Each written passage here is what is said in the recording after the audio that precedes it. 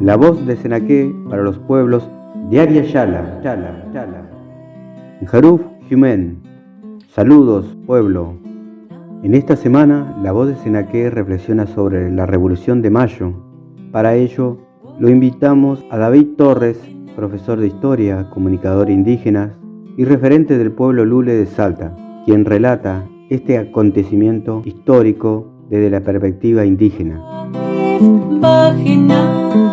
La Revolución de Mayo se realizó bajo los ideales de la igualdad, la fraternidad y la libertad, pero no en el sentido actual, sino en el sentido francés original que dominaba aquella época, que por un lado buscaba liberar de la servidumbre al pueblo oprimido por el poder económico y político de una metrópoli al otro lado del océano, donde un puñado de familias ejercían el poder de manera despótica. Esto es importante tenerlo en cuenta, porque el presente se interpela si acaso no nos han sometido a condiciones parecidas o peores a lo de aquel entonces, ¿no? El 25 de mayo lo podemos ver como un hecho histórico que da un paso importante hacia la igualdad política de las Provincias Unidas del Río de la Plata con sus pares de la península ibérica, ¿no? Y paralelamente también abrió el camino para que ese año después, en 1816, se concretara la anhelada independencia política y que se aspirase o se aspiraría a la igualdad ante la ley y a la búsqueda de la felicidad del pueblo, ¿no? Esto como que son unos ideales que se buscaban en aquel entonces. Hasta aquí pareciera ser una gesta solo realizada por criollos y secundariamente retratados así por el folclore a mestizos, negros y zambos y otros, ¿no? Sin embargo,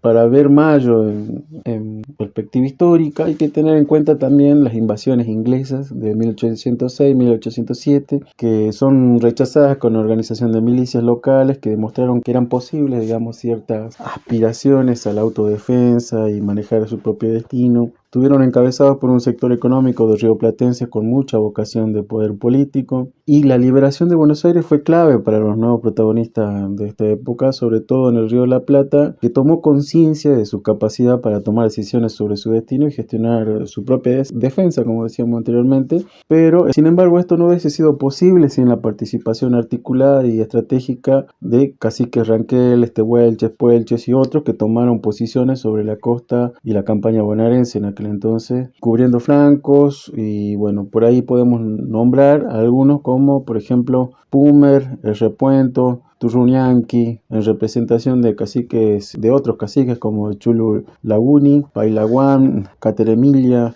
el Negro Marcius, el Lorenzo, Guaycolam, Peñascal, Luna, Quintuni, que disponían, de ser necesario, más de 10.000 guerreros que se hallaban acampando en la laguna de Cabeza de Buey y en las cercanías de Tapalqué, ¿no? Dentro de la campaña bonaerense. Ellos durante esas invasiones tuvieron conversaciones con las autoridades del Cabildo, y en esas conversaciones y acuerdos quedaron en misión de vigilancia sobre las costas del Río de la Plata y sobre la campaña, ¿no? Atentos ellos si se les reclamaba para acudir en caso de necesidad en la defensa de la ciudad, ¿no? Luego, más tarde, ya expulsado a los ingleses, Santiago de Liniers, en su carácter de virrey interino, reconoció al cacique Ranquel Carripulún como el rey de todos los pampas, ¿no? Y le entrega un uniforme con insignias reales, ¿no? Hay que tener en claro por ahí o remarcar esto de que le dice el rey de todos los pampas. El pueblo pampa, como si con ese nombre no existía, ¿no? Sino era como una denominación que tomaban los españoles o los criollos con respecto a las poblaciones que estaban en la campaña bonaerense y un poco más allá, ¿no?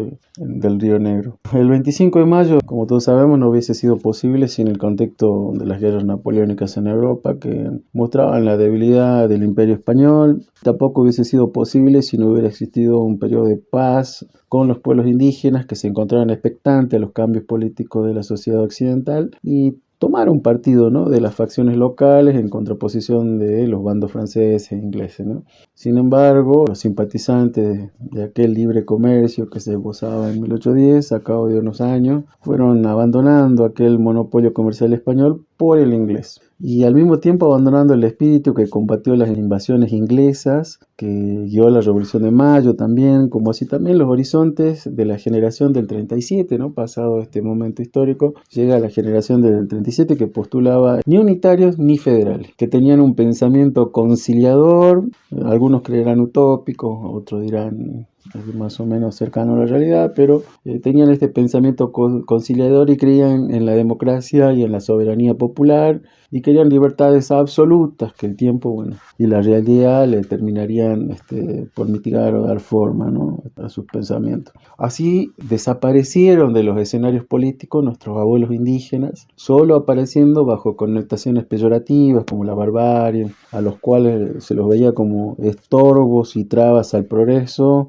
que solo sería posible después, ¿no?, con la matanza de miles de ellos, miles de indígenas usando la violencia militar, las armas del Estado o el protoestado que se estaba formando y las alianzas de terratenientes rioplatenses y del interior para conformar unidades de producción que son las haciendas, las grandes haciendas, donde los indígenas y mestizos eran sometidos a una nueva forma de esclavitud con el fundamento de la Constitución del 53, a la postre, tras largas guerras civiles, daría lugar al poder centralista de la generación del 80. También esto lo hacemos muy rápido, pero vamos viendo que a medida que se va dando forma a la conformación de un Estado, se va dando paso a la construcción de instituciones, sobre todo, se va dejando de lado el componente cultural y poblacional de lo que sería la Argentina, ¿no? Y se plantea esto, digamos, un tipo de sociedad que aspira a parecerse mucho a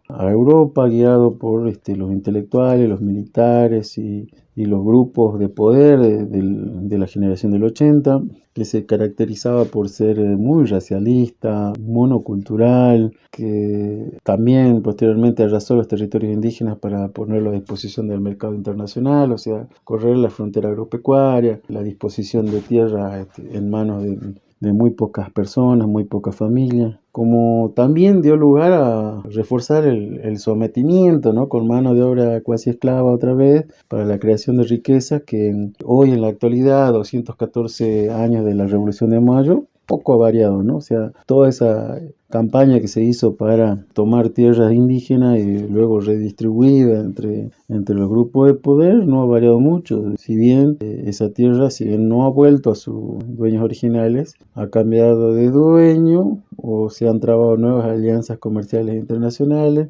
o se han vendido y han terminado extranjerizadas casi toda la Patagonia y los territorios indígenas de Cuyo, del noroeste, han terminado en otras manos, ¿no?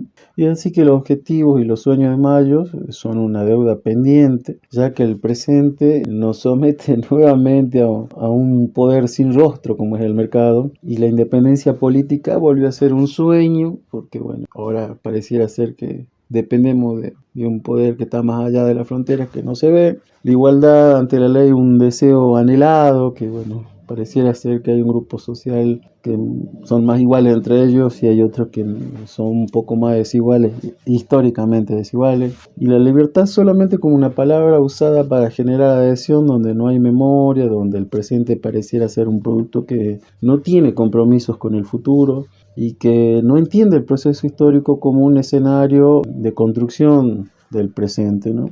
Bueno, el 25 de mayo debe ser nuevamente hoy tomado como un motivo para volver a dar las batallas por los ideales de los derechos del hombre, en lo económico, en lo social y en lo político, como capaz que la única vía para lograr el buen vivir, la reconciliación de los orígenes pluriculturales de lo que hoy es la Argentina, ¿no? Es una deuda pendiente. A 214 años creo que hemos tenido avances y retrocesos, más retrocesos que avances, y si lo miramos desde una mirada histórica, podemos ver a ciertas familias que no han abandonado su grupo de poder, sino que se han reforzado, han trabado alianzas con otros grupos que se han conformado con la llegada de los inmigrantes, con la llegada también del mercado exterior. Hoy tenemos esa Argentina con esta deuda pendiente, que es su población indígena no le ha sido reconocida su preexistencia, si bien en el derecho está, pero todavía le falta bastante, ¿no? Tomando Mayo para interpelarlo, vemos que hay mucho por hacer y mucho por aplicar. Si bien está la ley, hace falta voluntad política para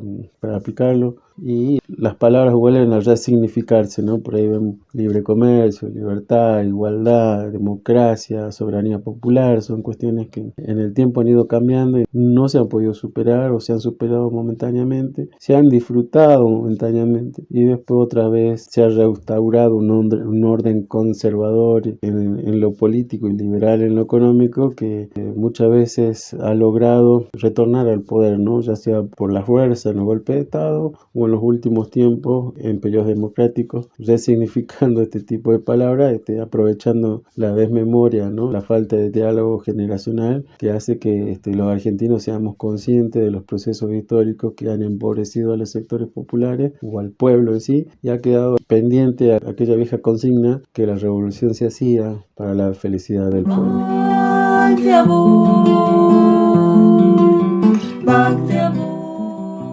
Esto fue el reporte semanal de La Voz de Senaqué, comunicación con identidad. Jaraná, Inchalawat. Hasta la próxima.